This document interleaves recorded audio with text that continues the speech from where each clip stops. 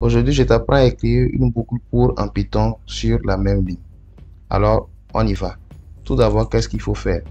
Le début serait de créer d'abord une simple boucle que nous tous nous connaissons. Comme d'habitude, comme nous la réalisons chaque jour. La boucle pour où on fait for, par exemple, i in range. On précise, par exemple, en disant 5. On met les deux points, on retourne à la ligne et on fait un print. On affiche le i. Donc, ça, c'est ce qu'on fait d'habitude. Et quand on lance l'exécution, on a le résultat. Mais aujourd'hui, je vais vous apprendre une méthode bien plus particulière. Donc, qu'est-ce qu'on va faire?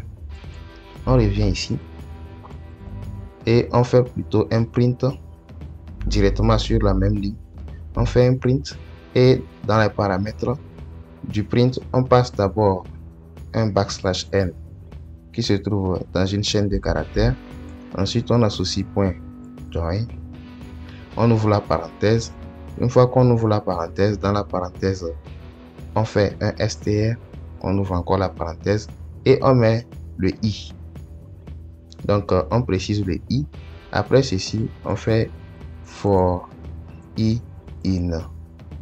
Et on précise quoi? Le range également. Dans le range, on met 5.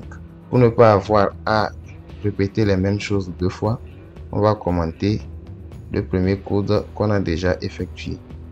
Une fois que le premier code est déjà commenté, si on relance, ici on a le même résultat que ce qu'on avait au début.